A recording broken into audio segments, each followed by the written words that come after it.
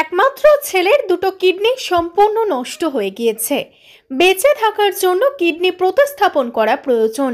Kidney প্রতিস্থাপনের জন্য দরকার 30 লক্ষ টাকা। এত পরিমাণ অর্থ আসবে বা কোথা থেকে, সেই চিন্তায় প্রতিনিয়ত করে করে খাচ্ছে হরিশ্চন্দ্রপুরের বড়ুই গ্রাম পঞ্চায়েতের বিদ্যানন্দপুর গ্রামের এক হতদরিদ্র পরিবারকে। বাড়ির একমাত্র রোজগারের ছেলের কিডনি নষ্ট হওয়ায় অর্থের অভাবে থমকে রয়েছে চিকিৎসা। ক্রমে ভেঙে পড়ছে শরীর। ছেলেকে বাঁচাতে সাহায্যের জন্য কাতর আর্জি বাবা মায়ের। বিদ্যানন্দপুর গ্রামের বাসিন্দা নাজিরুল ইসলামের একমাত্র ছেলে আশরাফ আলীর বয়স 25। দুটো কিডনি সম্পূর্ণ নষ্ট হয়ে গিয়েছে। 1 বছর থেকে তিনি মৃত্যুর সঙ্গে লড়াই করে চলেছে। একাই হাঁটতে পারেন না। এক চিলতে ছোট্ট ঘরে নুন আনতে পান্তা ফুরোয় অবস্থা। ছেলের চিকিৎসার জন্য বাবা মা দুয়ারে দুয়ারে অর্থ সাহায্য চেয়ে বেড়াচ্ছে। রাজ্য সরকারের কাছে অর্থ সাহায্যের আবেদন জানিয়েছে পরিবার। বাবা নাজিরুল ইসলাম দিনমজুর। 3 বছর আগে তার পা ভেঙে গিয়েছে। ছেলে ছিল পরিবারের একমাত্র রোজগারে। জয়পুরে সেলাইয়ের কারখানায় কাজ করত। 3 বছর আগে বিয়ে করে সংসার জীবন শুরু করেছিল আশরাফ। বিয়ের পর খুব সুন্দরভাবে জীবন অতিবাহিত করছিল।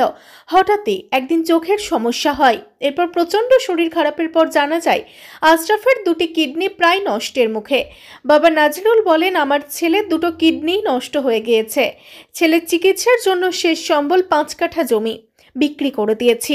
লোন নিয়ে কলকাতা, ব্যাঙ্গালোর এবং কাটিহারে চিকিৎসাও করিয়েছি। ইতিমধ্যে প্রায় 10 লক্ষ টাকা শেষ হয়ে গিয়েছে। তবে কিডনি প্রতিস্থাপনের জন্য প্রচুর অর্থের প্রয়োজন। সেই অর্থ আমার পক্ষে জোগাড় করা অসম্ভব। এলাকার মানুষ অর্থ দিয়ে সাহায্য করছে। এখন সরকারের কাছ থেকে কিছু সাহায্য পেলে ছেলেটাকে বাঁচানো সম্ভব।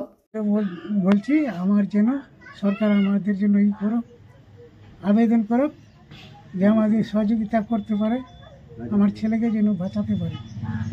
আমার ছেলের কিডনির সমস্যা আছে, 2টাই কিডনি শেষ। বসে বসে খাওয়াচ্ছি, ধরে নিয়ে বেড়াচ্ছি। ও চলাফেরার তাগত পাচ্ছে না। আর আমিও শেষে আছি, আমার পা ভাঙা আছে, আমার অর্থ নাই। 5 কাঠা মাটি ছিল, বিক্রি করে আমি ছেলেকে ভালো করার চেষ্টা করেছিলাম, কিন্তু পারলাম না। বন্ধন নিয়েছি, তাতেও জুটতে পারছি না। প্রায় 8-10 লাখ টাকা খরচা হয়ে গেছে।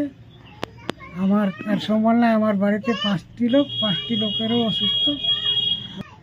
এই পূর্ণিয়া করলাম, ব্যাঙ্গালোরে, আবার ফারাক্কায় নিয়ে গেলাম, কলকাতায় নিয়ে গেছি। তো ডাক্তারবাবুরা কি বলছে? আরও নিয়ে গেছি। এই আপনার ছেলেকে দেখার পর ডাক্তারবাবুরা কি জানিয়েছে? ডাক্তার বলেছে যে পাল্টানো ছাড়া কোনো উপায় নাই, আর আমার অর্থও নাই যে আমি পাল্টাবো। মানে আপনার ছেলের কি 2টো কিডনি পুরো নষ্ট হয়ে গেছে? 2টোই হয়ে গেছে। ডাক্তার কি একদম ফাইনাল জানিয়ে দিয়েছে? ফাইনাল জানিয়ে দিয়েছে। অর্থ নাই যে আমি পাল্টাবো। যেটুকু ছিল আমি বেঁচে কিছু আমি করে দিয়েছি।